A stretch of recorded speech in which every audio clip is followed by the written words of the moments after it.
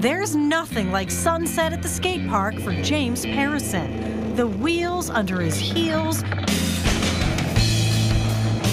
friends just a fist bump away. Yeah, I know. I'm just trying to get to the next game. And trinkets of skateboard wisdom. Yeah, well, let's explore the space a little bit. Tossed into the wind. Oh, man. That was close. A trick is just a goal.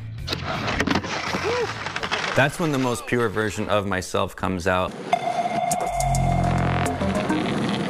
I can feel all of these walls that every adult, you know, has to construct for survival. Like I can just kind of subconsciously, I guess, feel all of that melting away. It really sets the vibration really high, for lack of a better word. It's creation of energy, and it's just magic. Some of the magic begins when the wheels come off and the deck cracks apart. So good. You have no idea how much I need boards, dude. Nice medium blue here on top, and then a really pretty like sea foam, aqua, teal type color. James will turn those splintered pieces into a seahorse of kaleidoscope colors, from busted board to butterfly or succulent planter. That torn timber becomes a table. He recycles skateboards into art at the spot in New Ipswich he's called home since he was 10 years old. So here we are on Flat Mountain, and we got Mount Monadnock there in the background. My folks bought the place in the mid-90s. Everything had been overgrown. The place had been abandoned. His family cleared the trails of this old ski area, revived the rope tow. James has hiked and snowboarded here for years, ducking inside the old ski lodge. This was built in the, I would say, either the late 60s or early 70s. Transformed into art studio. Like this wellspring of like inspiration for me. When I look at this barn, it's like a work of art. I think of the history all the time. Here you'll find piles of the puzzle pieces that will be used to make his masterpieces, scraps of skateboards still rich with stories and color. When you dissect a skateboard, we see layers inside. Right. So a skateboard is made up of a 7-layer veneer. It's maple wood. You can really see clearly the different colors. With saws and sanders and some calculations. Get our 72-degree Penrose jig. These fragments start to take shape. The grain is just very gnarly and snarly and whatever. It kind of goes in a lot of directions. A fusion of James' passion for woodworking, photography, music, and inspiration from other artists. I don't have like an official background in art or anything, so it was just kind of like wandering in here, really needing something tangible and creative.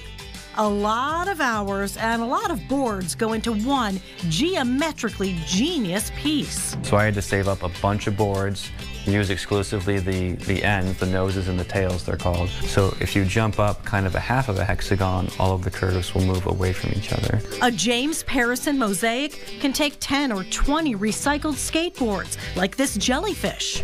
2 dyed layers, you know, right on top, which is kind of nice for a lot of what I do. And I can see purple, orange, green in this one.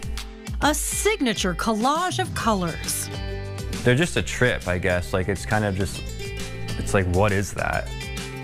These pieces are like time capsules of so many skaters and all of the work that they've put in.